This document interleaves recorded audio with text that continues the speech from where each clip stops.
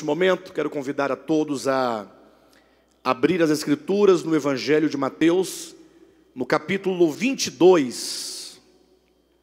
Conversando acerca do Evangelho, hoje nós queremos falar um pouco acerca desta parábola do capítulo 22.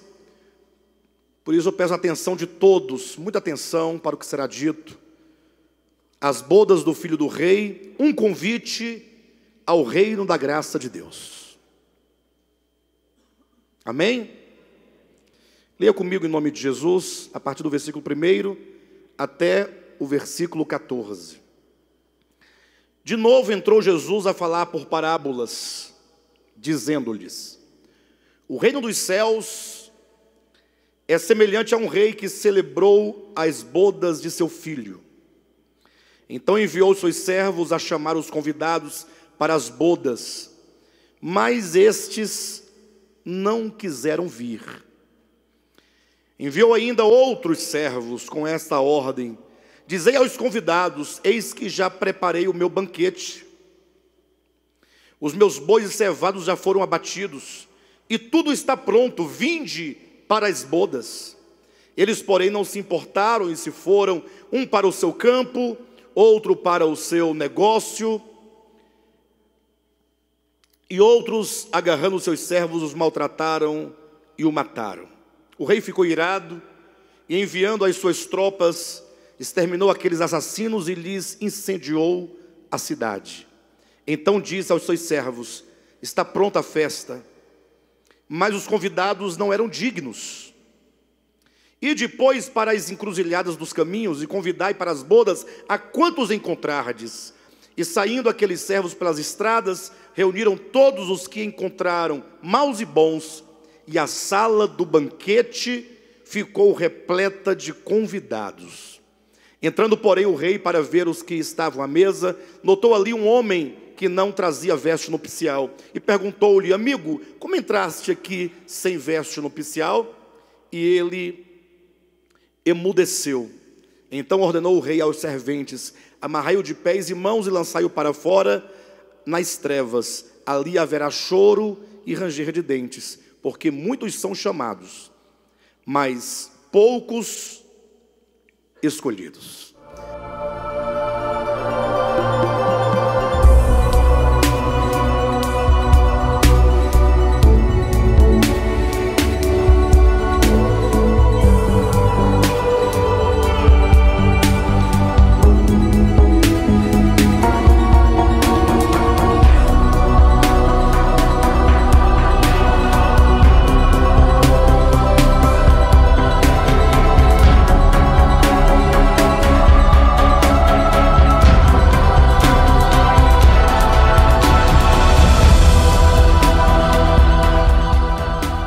Queridos, que parábola maravilhosa, que ensinamento maravilhoso que nos traz esta parábola acerca das bodas do Filho do Rei.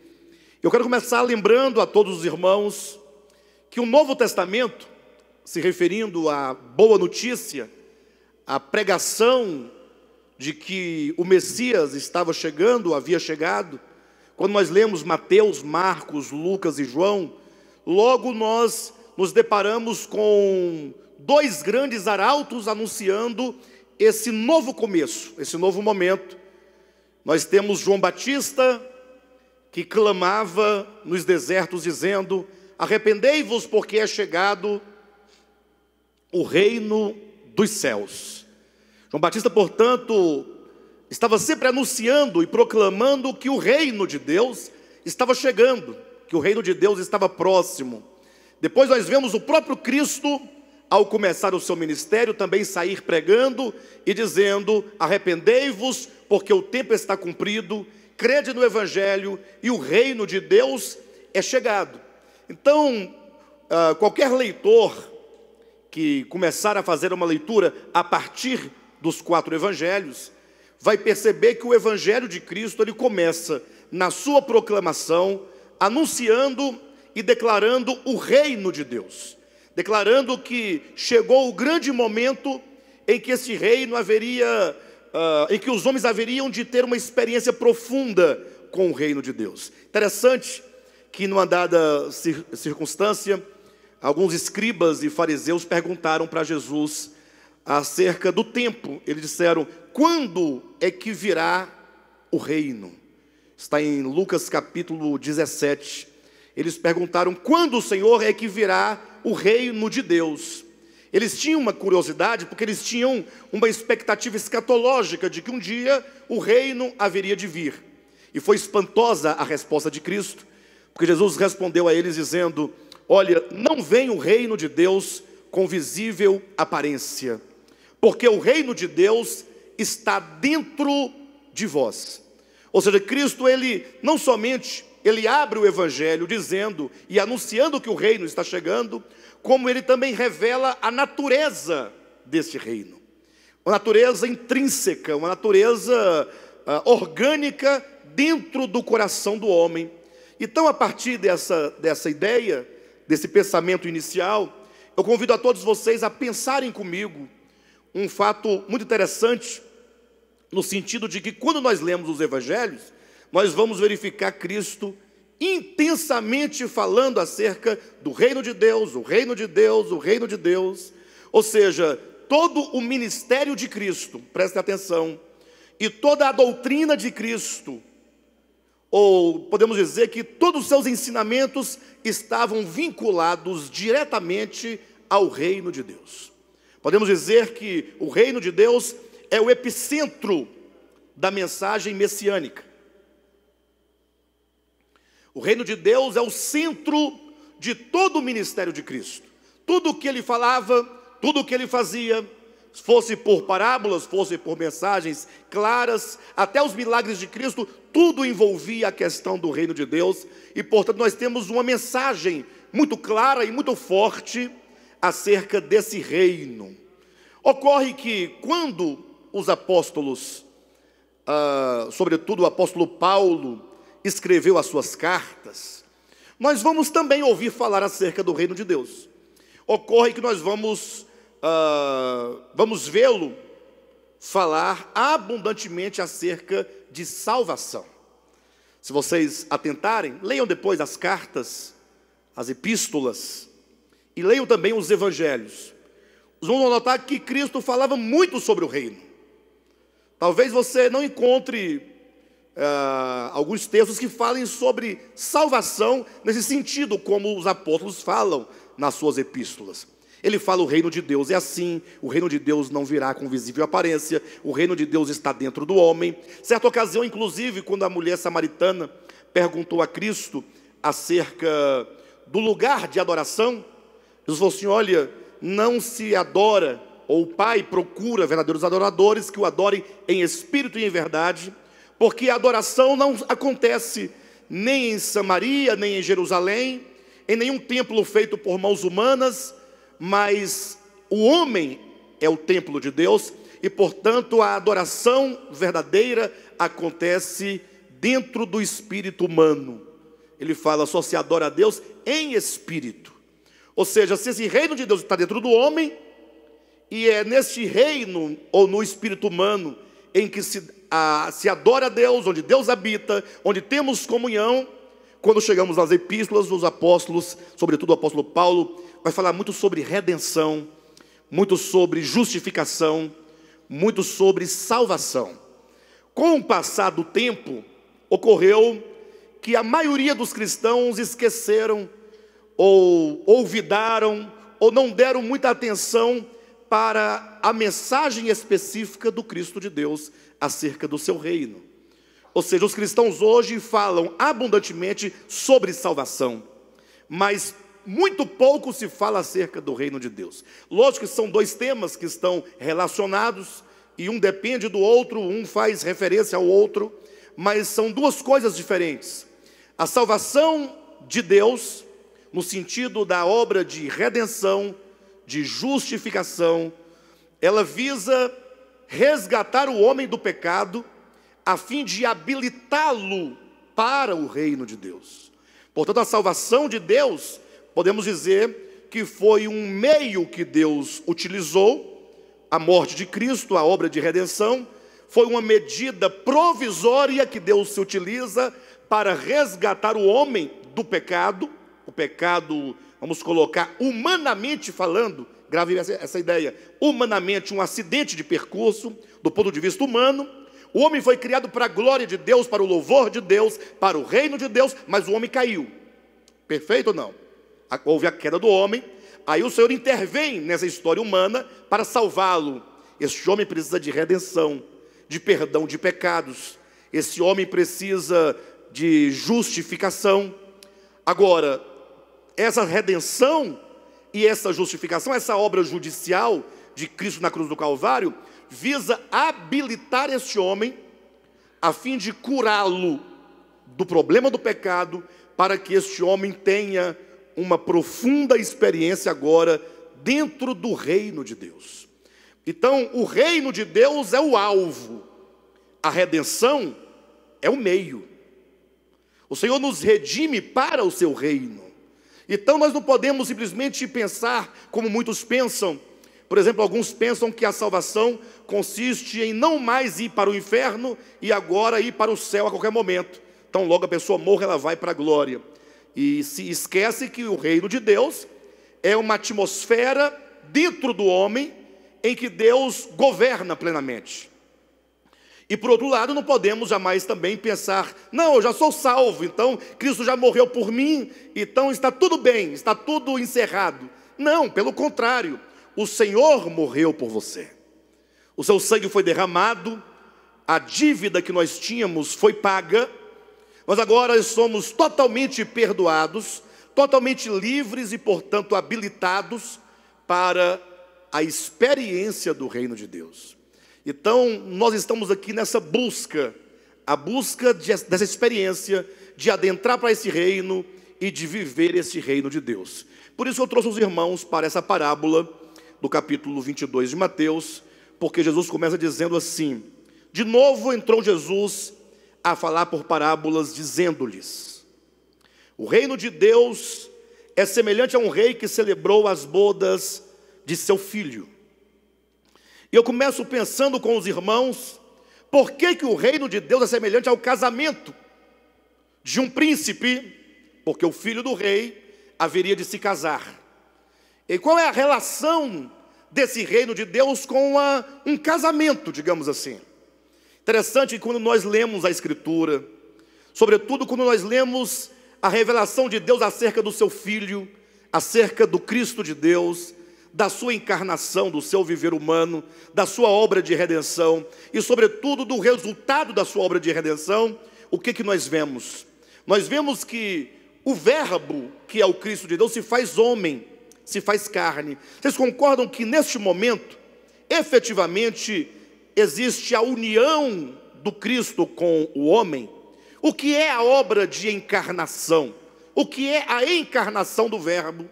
Senão o Cristo de Deus falou assim: eu vou entrar na humanidade, para que eu possa estar unido a essa humanidade.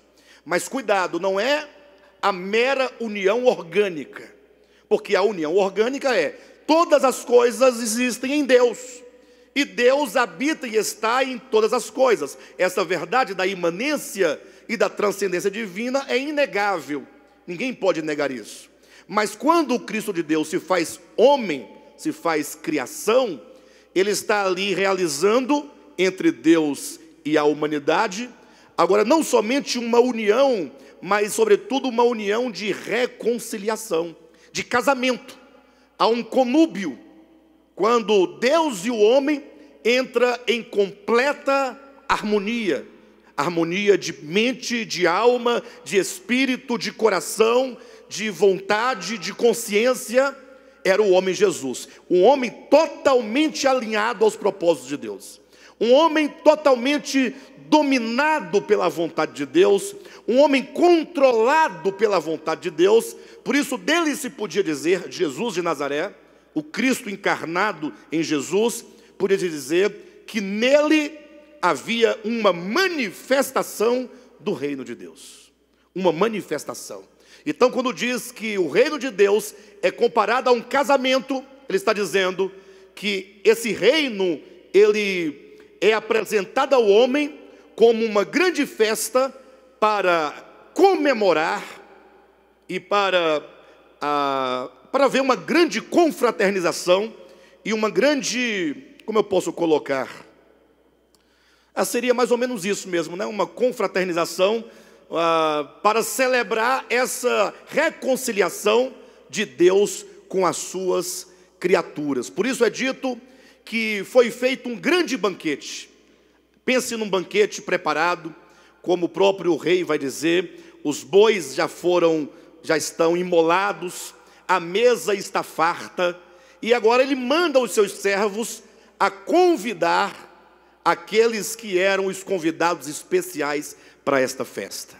Eu quero que você pense comigo que Deus, no seu plano, no seu propósito, a despeito da queda do homem, a despeito do pecado do homem, Deus, Ele vai celebrar e já se propõe a celebrar esta reconciliação de suas criaturas com o Criador, aqui representado por esse casamento, e os homens são então convidados a essa grande comemoração, a essa festa de reconciliação.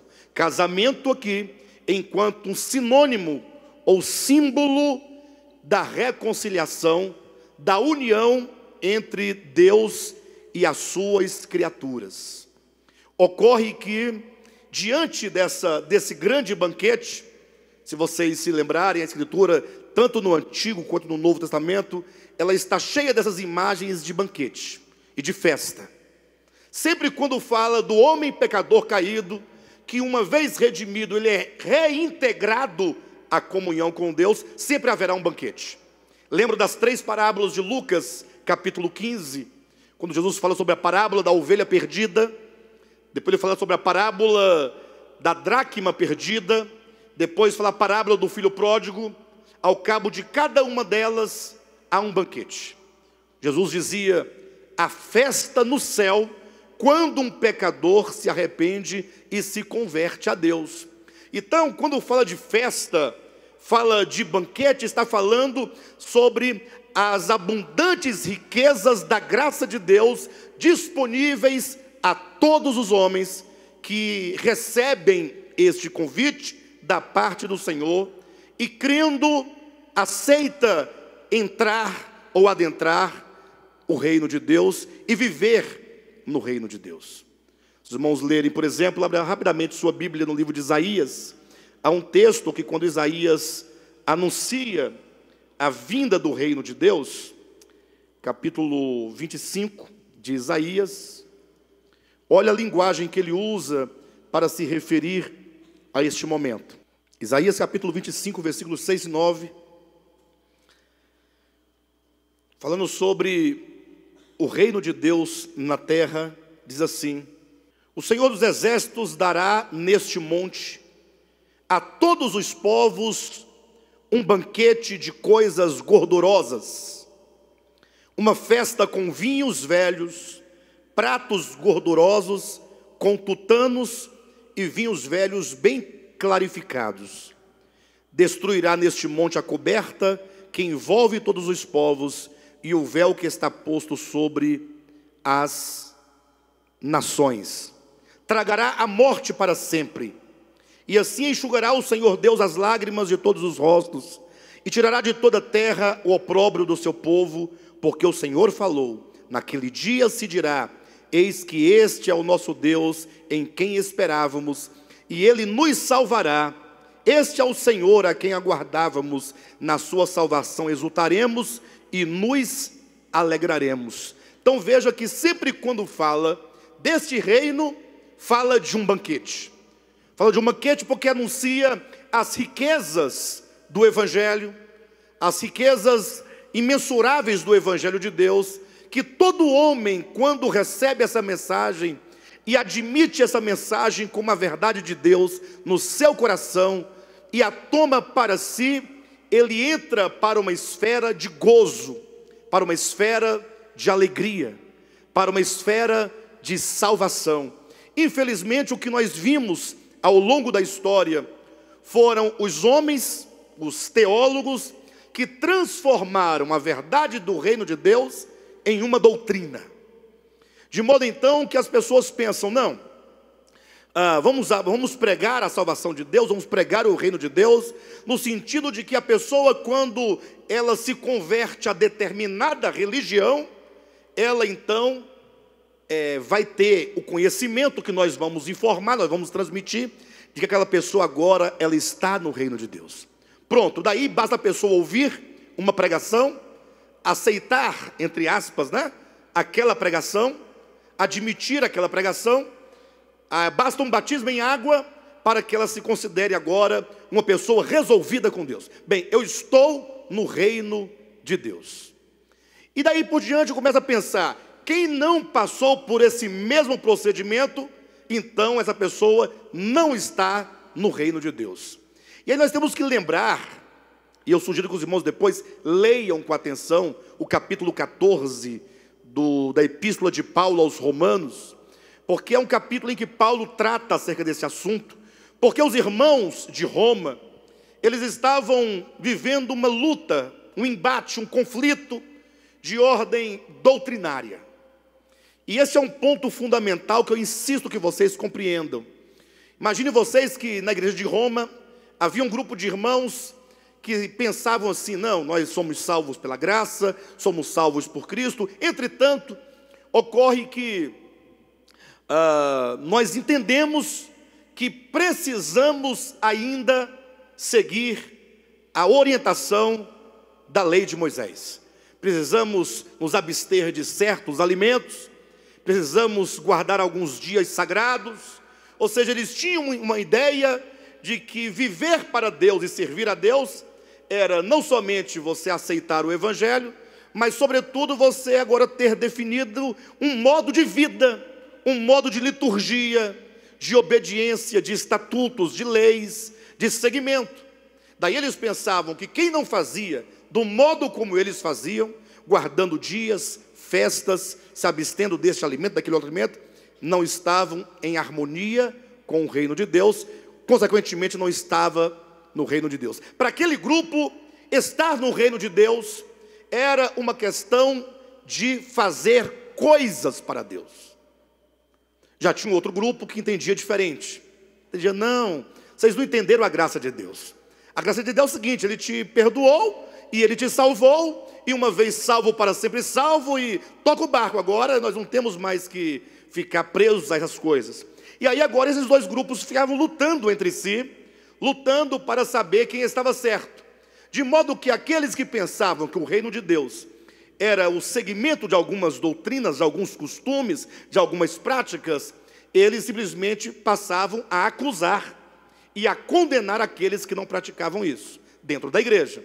E em contrapartida, os que acreditavam que não era necessário, ficavam zombando e escarnecendo dos outros irmãos que pensavam diferentemente, porque eles pensavam que são tolos, são pessoas ignorantes, não têm a visão, não têm o conhecimento. Vocês percebem que nós temos aqui dois grupos muito característicos dos dias de hoje? Pessoas que consideram que o reino de Deus é fazer um tanto de coisas, mas tem um outro grupo por aí, não sei se vocês já viram, que tem uma consciência clara acerca da verdade, enquanto a não necessidade de se cumprir com nenhum tipo de rito, de prática mosaica, de lei, de dias, de costumes, de comidas e bebidas. Não há esse grupo ou não há esse grupo hoje em dia? Vocês conhecem algum grupo por aí que tenha essa clareza? Aqui?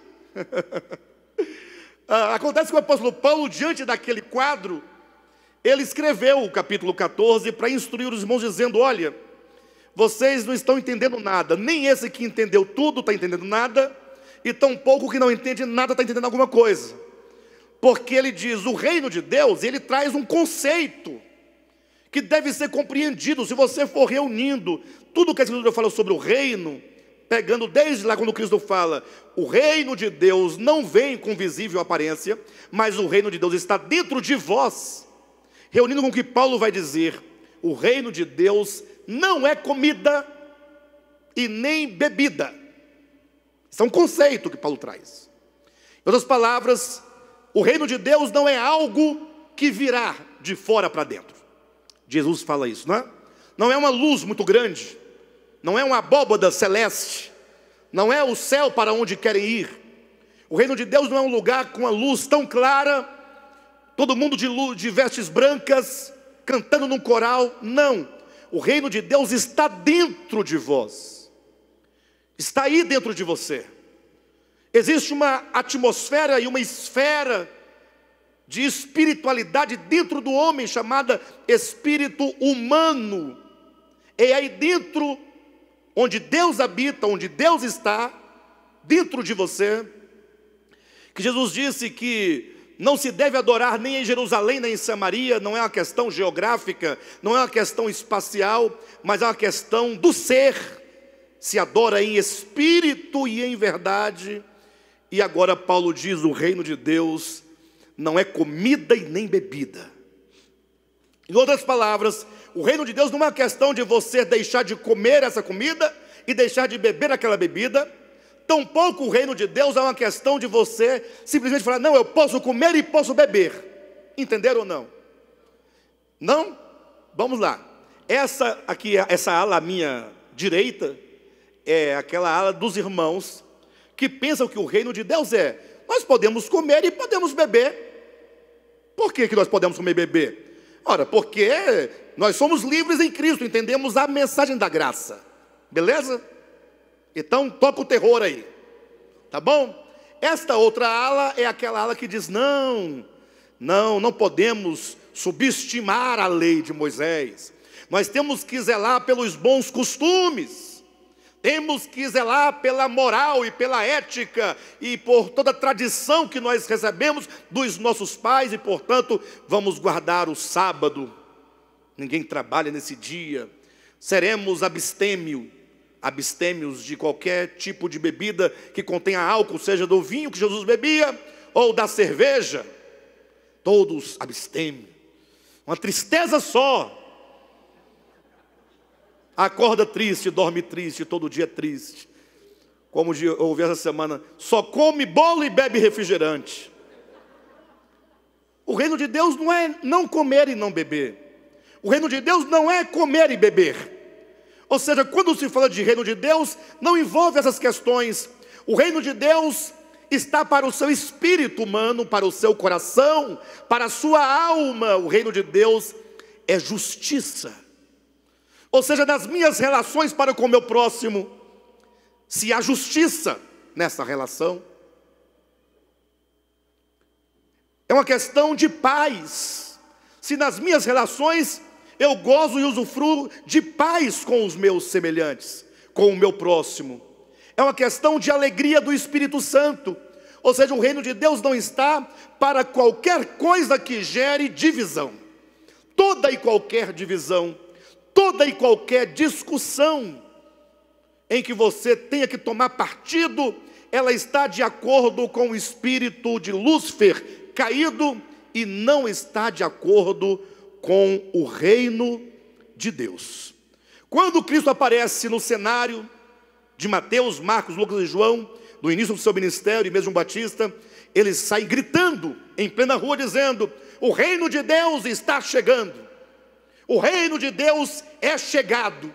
O que eles querem dizer com isso? Que a humanidade chegou no auge da sua experiência humana, de crescimento humano, de modo que agora ela está habilitada para compreender acerca do reino de Deus. O Cristo de Deus já interveio com redenção para perdoar os pecados, e agora, portanto, o homem pode agora se tornar efetivamente um ser espiritual. Ou seja, você pode desenvolver a sua espiritualidade com Deus, você pode desenvolver a sua espiritualidade em relação ao seu semelhante. Ou seja, o tempo é chegado para que o homem possa gozar não somente da salvação, mas do reino para o qual nós fomos salvos. Então existe um convite aí. A parábola diz que primeiramente os servos foram e chamaram os convidados, mas é dito que eles não quiseram ir. Capítulo 22 de Mateus, no versículo 3 diz: mas estes não quiseram vir. Eu receio que, tendo nós um dia ouvido o Evangelho do modo como vimos, tenhamos aceitado o batismo do modo como aceitamos, eu receio que muitos de nós se enquadre nesse grupo de pessoas. Não quiseram ir. Não é questão de você aceitar uma religião. No momento que Jesus fala, Cristo diz, o reino de Deus está dentro de vós, aquilo que o Josué falou agora há pouco aqui, não é uma questão de religião, é do homem. Infelizmente, poucas pessoas entendem que o convite não é para fazer parte do cristianismo, ou de uma igreja evangélica que seja, mas é um convite para que ele viva este reino de Deus dentro dele. Mas muitos simplesmente não quiseram ir. Outros, diz a parábola, deram algumas desculpas, dizendo, não, eu tenho um campo, eu vou trabalhar no campo.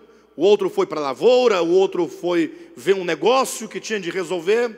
Ou seja, uns simplesmente não quiseram, não, nós não queremos. Os outros tinham seus compromissos, ou seja, eles entendiam que eles têm que viver a sua própria vida para si mesmo, e reino de Deus é uma coisa que dá muito trabalho, não deixa para lá.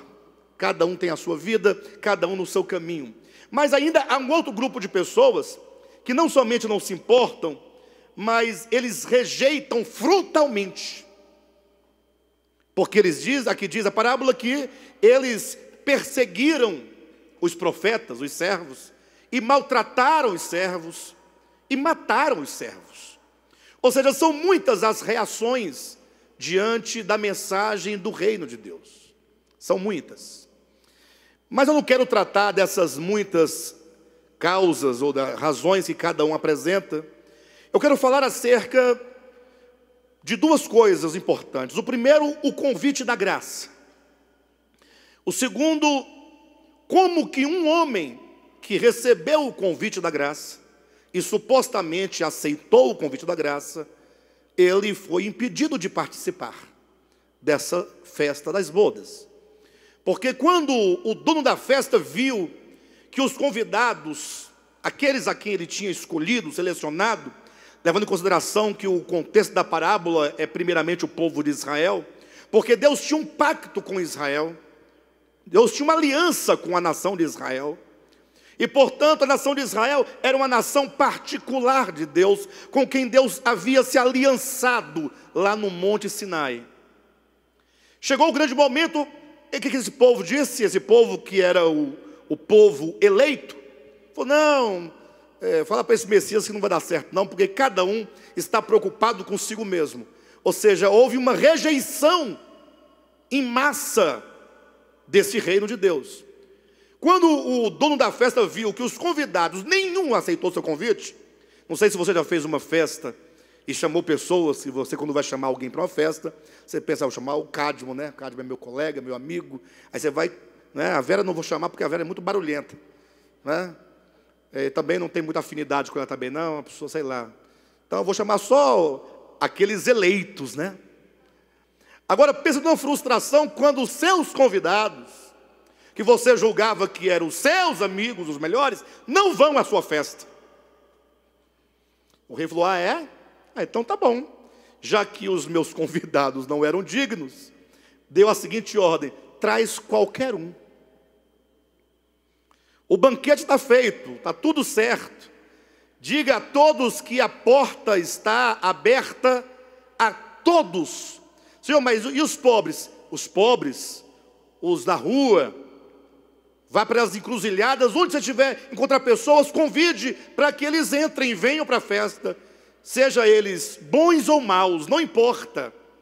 Ou seja, a mensagem do Evangelho não faz nenhuma distinção de pessoa. Alguém primeiramente poderia dizer, não, mas a princípio fez, né? Só chamou os outros depois que os primeiros recusaram. Mas se você entende a economia de Deus como um todo, você vai perceber que mesmo isso faz parte do seu plano, estender essa graça a todas as pessoas, para que no final ele use de misericórdia para com os judeus, e use de misericórdia para com os gentios, e portanto para com todos. Até porque o fato de os judeus terem rejeitado a Cristo, Isso é para tirar deles qualquer tipo de vanglória, para que eles se reduzam à desobediência, para que o Senhor use de misericórdia para com eles, e nunca eles poderão dizer: nós, judeus escolhidos, vocês, os mendigos que estavam nas encruzilhadas por aí. Então, no final, diz o apóstolo Paulo, o Senhor usa de graça e misericórdia para com todos os homens indistintamente. Existe um banquete de graça, e o Senhor nos convida a esse banquete, um banquete espiritual, de uma vida curada, um coração mudado. É uma confraternização, uma alegria, uma congratulação desta união entre Deus e o homem. Esta festa e esse banquete fala de vidas reconciliadas com Deus. Pessoas que entraram, voltaram e se harmonizaram com o Criador. Por isso que fala desse casamento, desse conúbio. Ocorre que, vindo as pessoas, presta atenção, para a festa, pessoas de toda a natureza, de todo tipo, o dono da festa, sabendo que eles eram pobres, proveu vestes, uma veste para cada um. Ele deu uma veste nupcial, uma veste própria para a ocasião. Mas começou a festa, o rei entrou, olhou seus convidados, e ele percebeu que tinha um indivíduo que estava na festa, mas estava sem a veste nupcial. E aí o rei perguntou: ora, como é que você entrou aqui sem as vestes? Em outras palavras, como é que você está no reino de Deus sem as vestes? E aqui a parábola, ela ganha todo o sentido. O sentido da parábola está nesse ponto culminante das vestes. Em outras palavras, você não poderá estar no reino de Deus jamais, se não tiver as vestes. As vestes falam da dignidade do evento, da dignidade daquilo que está acontecendo. O Senhor é gracioso, e a sua graça não somente te estende o convite para que você venha gratuitamente a essa festa, como essa graça te oferece, te supre com uma veste. Na Escritura, vestes representam as virtudes, o caráter, aquilo que você é. Lembram quando uma mulher que estava sofrendo de um fluxo sanguíneo muito forte, que nada conseguia conter, já tinha procurado vários médicos, mas nenhum deles conseguira curar da sua enfermidade, e ela então ouviu falar de Jesus, entrou no meio da multidão, tocou o que de Jesus? As vestes.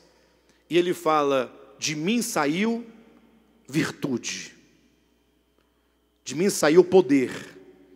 Ou seja, as virtudes de Cristo, as virtudes de uma humanidade que está em consonância com a vontade de Deus, traz cura à pessoa. Então as vestes na Escritura, desde Gênesis capítulo 3, quando o homem caiu, que ele percebeu que estava nu, ou seja, desprovido de veste, faltando-lhe as virtudes adequadas de cidadão do reino de Deus. Desde a queda que o homem está nu.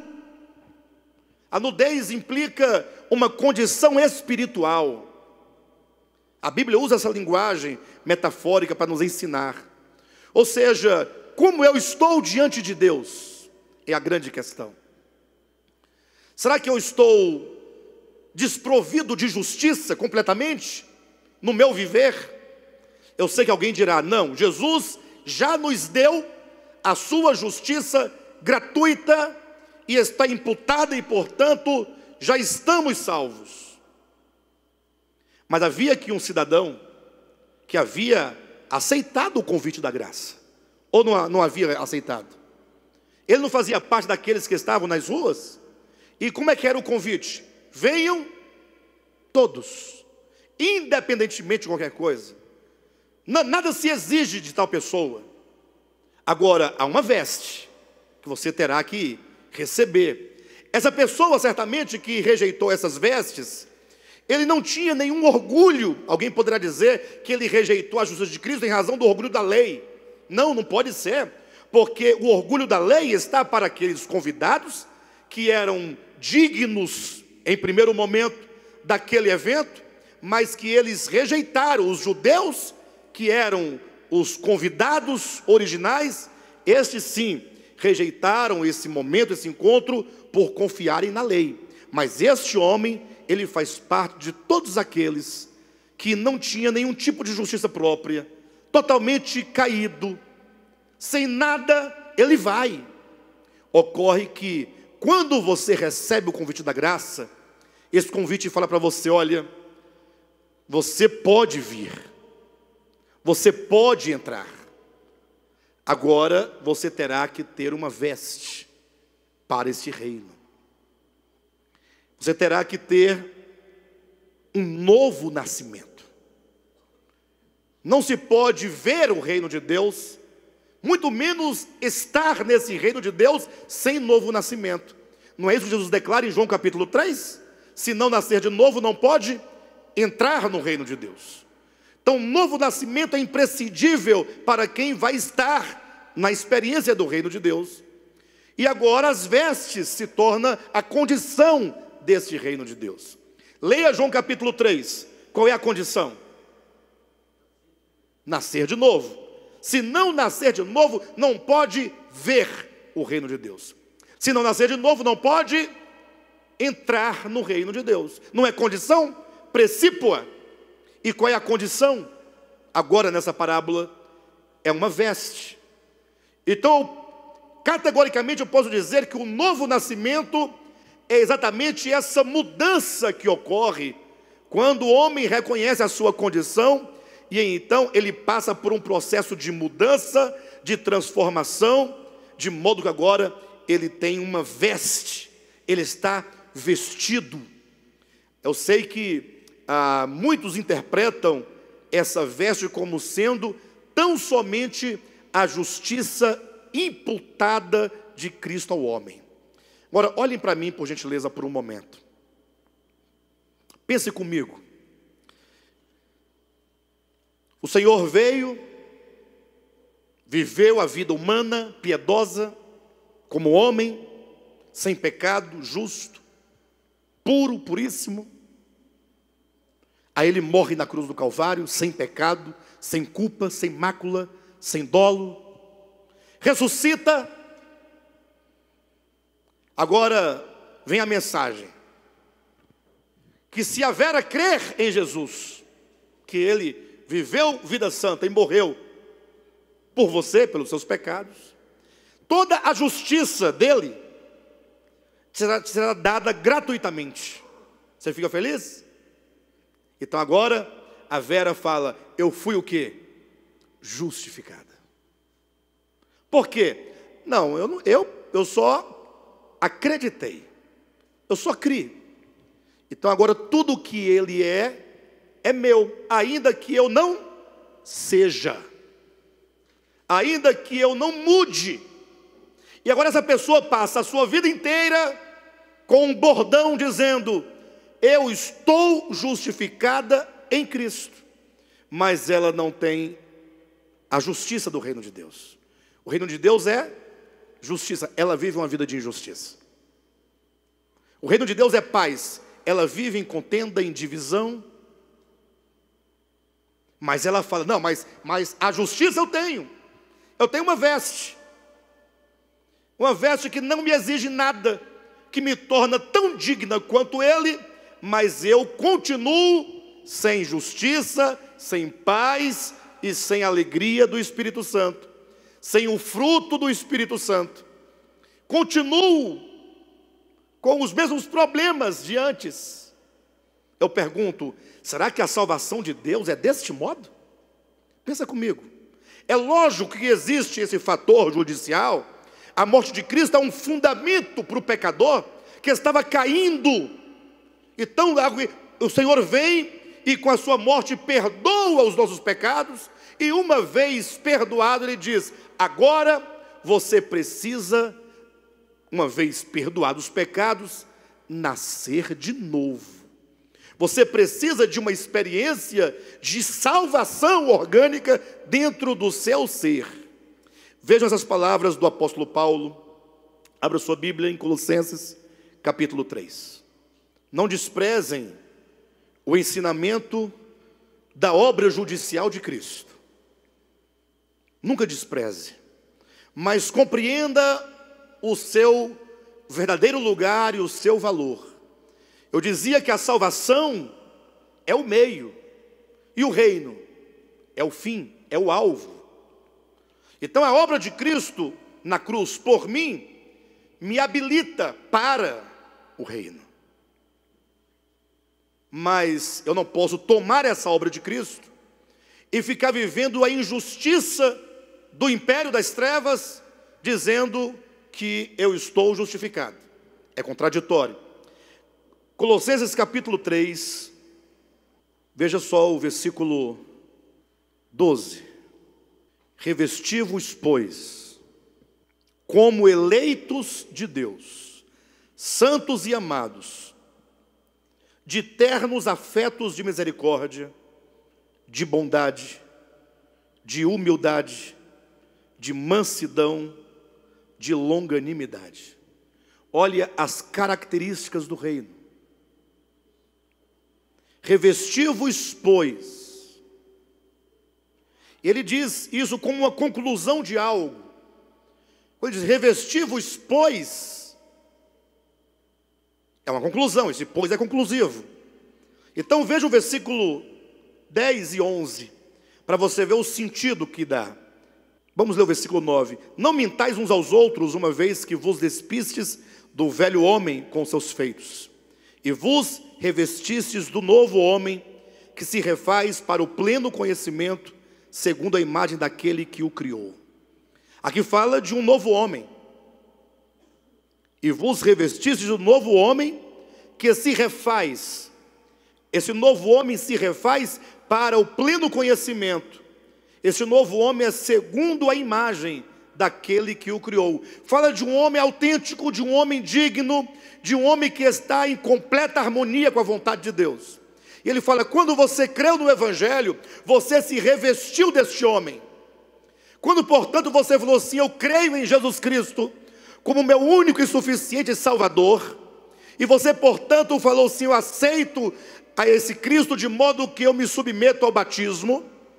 Se você pensou que o que fez a mudança na sua vida foi aquelas águas do batismo, foi engano seu. Aquelas águas do batismo apenas sinalizou externamente que o seu coração, interiormente, cria nessa necessidade profunda de que você deve se unir a Cristo na sua morte. Ou seja, o Evangelho implica a destruição, o morrer do velho homem. Velho homem não é uma doutrina, velho homem é uma consciência. Velho homem é um jeito de ser no mundo. Velho homem é um jeito de olhar o mundo, é um jeito de se relacionar na base do egoísmo. Então, quando nós cremos no Evangelho, aí Paulo parte do pressuposto pragmático, ele diz, vocês se revestiram do novo homem. Quem aqui recebeu a Cristo? Deixa eu ver a mão. 4 pessoas. Muito bem. Vocês 4 que receberam a Cristo. Vocês 4, presta atenção. Vocês se revestiram do novo homem. Quem aqui recebeu a Cristo? Melhorou. Já tem 15 pessoas. Vocês 15 se revestiram do novo homem. Diga para a pessoa do seu lado, você se revestiu do novo homem. Juraci, você se revestiu do novo homem. Esse homem é segundo aquele que o criou. É um homem segundo Deus. Essa é a nossa fé. Nós não estamos aqui defendendo placa de igreja, de ministério, nem o cristianismo, não. Nós estamos dizendo, gente, Deus nos convida a entrarmos nessa festa, nesse banquete de graça, em que Ele é tudo para nós. Ele nos perdoa os pecados e Ele gera em nós uma nova vida, nos dá um novo começo, um novo coração, um novo espírito, uma nova mente. Paulo diz, vocês se revestiram do novo homem. Você se revestiu do novo homem? Versículo 12. Revesti-vos, pois. Ué, não entendi. Ele afirmou que nós fomos revestidos? Ou não afirmou no versículo 9? Não mintais uns aos outros, uma vez que vos despistes do velho homem. Diga, eu me despido do velho homem. Diga, eu me despido do velho homem. Aí você diz, não, pastor, mas eu posso falar isso? Deve. Porque a fé que te faz um cristão é esta. Você se despiu do velho homem. O versículo 10 diz, e vos revestistes do novo homem. Diga, eu me revesti do novo homem. Você se despiu do velho homem, você se vestiu do novo homem. Essa veste chamada novo homem é uma veste nupcial. É a veste do reino de Deus. Todos que estão no reino estão vestidos de novo homem, porque você é um novo homem. É a sua fé, é o que você declara, é o que declara o Evangelho. Mas e agora? Versículo 12, revesti-vos, pois. Ou seja, se a sua fé declara que você morreu enquanto velho homem, que aquela velha maneira de ser, aquela velha maneira de interpretar, aquela velha maneira de pensar, de raciocinar, de decidir, de agir, de reagir, se aquilo morreu porque tudo aquilo que você era, sua forma de atuar no mundo estava de acordo com o homem caído, o homem velho, o homem fora de Deus, o homem sem Deus, e você agora se vestiu, nasceu de novo, novo ser, nova criatura. Se isso, a sua fé declara isso, então, como eleito de Deus, você deve se vestir santos e inculpados. Vamos voltar. Revesti-vos, pois, como eleitos de Deus, santos e amados, de ternos afetos de misericórdia. Ternos afetos de misericórdia. Aí começa uma série de características dessa veste. Porque falar da veste nupcial, dessa veste das bodas, é muito bonito. A gente poderia sair daqui todo mundo dizendo hoje, olha, nós temos uma veste. Que maravilha. Quem tem a veste? Eu tenho a veste. Quem tem a veste? Todo mundo feliz. Eu tenho a veste. Quem não tem, receba. Segura a sua veste. Aí você fica feliz. A veste, a veste, a veste. Veja que quando Paulo fala sobre o velho homem, ele fala, o velho homem é uma veste. Está aqui, ele diz, o velho homem é uma veste. Versículo 9, e vos despistes. O que é se despir? Não é tirar uma roupa? Quando você está vestido, você tira a roupa, você não fica despido. O velho homem é uma veste do império das trevas, de orgulho, presunção, maldade, divisão. Nós vemos às vezes em coisas tão fundamentais, tão simples. Estamos vivendo agora num tempo de política. E quando fala de política é igual quando se fala de futebol. E é igual quando se fala de religião. Já viu um crente conversando com um espírita? Ninguém dá conta dos dois. Ninguém dá conta, porque o crente só ele que vai para o céu. E o espírita só ele é bom, faz boas obras, só ele que recebe os espíritos. Ninguém mais recebe, espírito nenhum. Já viu um evangélico conversando com um católico? Misericórdia, ninguém dá conta. Não discuta com um católico, nem com um evangélico, não vai dar certo. Então, aí está lá o candidato, fazendo a sua campanha, aí ele leva uma facada, ou então vai preso, para poder ficar equilibrado. Um vai preso, outro leva uma facada. Aí quando um leva a facada, aí o outro acha, bom, o que está acontecendo conosco? Mas é porque o outro, ele é, e você é o quê? Existe violência mais violenta do que se alegrar com a violência sofrida pelo outro? Qual é a maior violência? Meter uma faca na barriga do outro ou sorrir da desgraça alheia? Temos que pensar.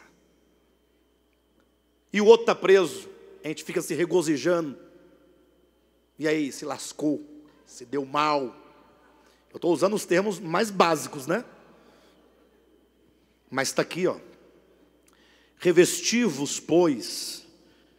E como ele dissesse, você é eleito de Deus. Você é santo de Deus. Você é amado de Deus. Revesti-vos, pois, como eleito, santo e amado. Diga, eu sou eleito, santo e amado. Você é eleito, é o Evangelho que está dizendo. Agora, como tal, ele diz, você precisa se vestir. Tem uma veste, que são as vestes de ternos afetos de misericórdia. Precisamos de ter misericórdia. Eu falei aqui do preso e do esfaqueado, mas cada um tenha na sua consciência aquilo que você vai fazer no dia da eleição. E se você quer persuadir alguém, faça com amor e com sabedoria. Mas não use esses meios para ofensa. Hoje mesmo eu vi duas pessoas se ofendendo profundamente. Só não chegou a vias de fato porque era o WhatsApp. Chegou a ofender a honra. Seu idiota! Seu idiota! Por causa de quê? Você percebe que nós precisamos de nos vestir? Tem uma veste para ser vestida. Essa veste não é uma veste branca da hora do batismo. E nem que você vai receber antes de entrar no céu. Tem gente esperando, quando eu morrer, que minha alma, for caminhando sobre as nuvens, vai ter um anjo na porta com uma veste no cabide. Essa é sua. Tamanho GG. Para você. Não. Essas vestes são ternos afetos de misericórdia, de bondade, de humildade, de mansidão, de longanimidade, suportando-vos uns aos outros, perdoai-vos mutuamente, caso alguém tenha motivo de queixa contra outrem. Assim como o Senhor vos perdoou, assim também perdoai vós. Acima de tudo isto, porém, esteja o amor, que é o vínculo da perfeição.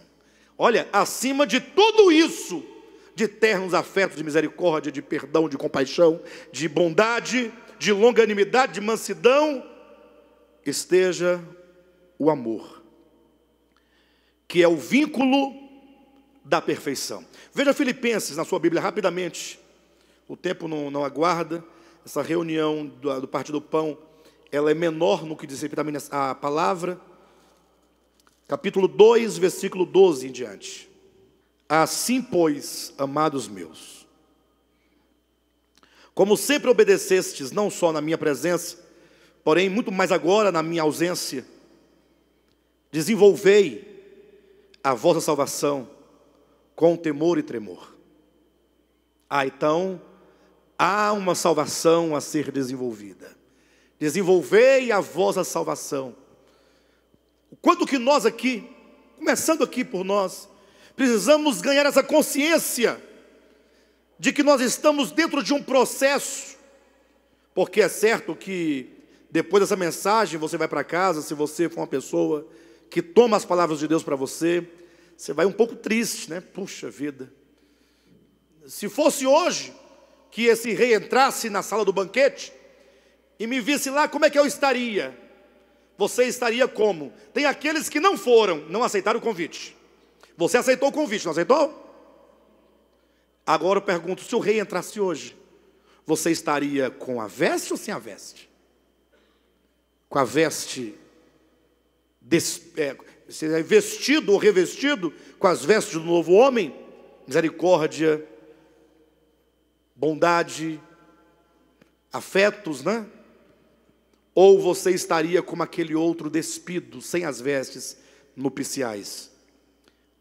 Assim, pois, amados meus, desenvolvei a vossa salvação com temor e tremor, porque Deus é quem efetua em vós tanto querer como realizar, segundo a sua boa vontade.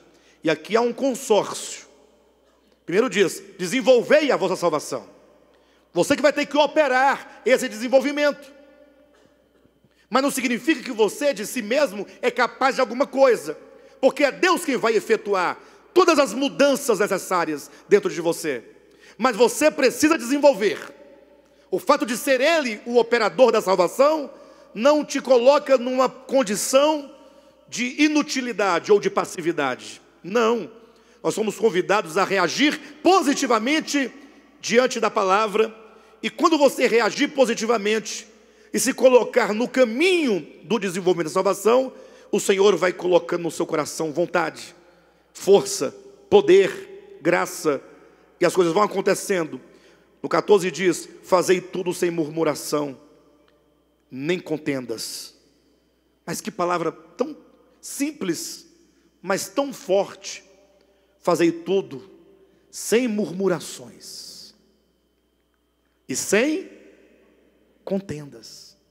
São duas coisas que nos acompanham diariamente, que fazem parte do velho homem: murmuração e contenda. Vivemos a contender e a murmurar. Murmuramos por tudo, contendemos com todos. Versículo 15: para que vos torneis irrepreensíveis e sinceros filhos de Deus, inculpáveis. Olha, para que vos torneis irrepreensíveis e sinceros filhos de Deus, inculpáveis no meio de uma geração pervertida e corrupta, na qual resplandeceis como luzeiros no mundo. Ele fala, nós vivendo neste mundo de corrupção, no meio de uma sociedade corrupta, mas nós vivendo como luzeiros, resplandecendo. Versículo 15 ou versículo 16, preservando a palavra da vida, para que no dia de Cristo eu me glorie de que não corri em vão, nem me esforcei inutilmente. E essa expressão, preservando a palavra da vida, parece que aqui em português não dá muito sentido, né? Como é que eu posso preservar a palavra da vida? Como é que eu posso preservar? Não é? A palavra, na língua original, traz o sentido de aplicai a palavra da vida. Ou seja, que você esteja praticando e vivendo esta palavra da vida no meio onde você vive, no meio de uma geração perversa, na sociedade, no mundo. Ou seja, nós vivendo uma vida de novo homem, de uma nova humanidade. Então o nosso alvo é este. Nós não temos nenhum outro objetivo a alcançar.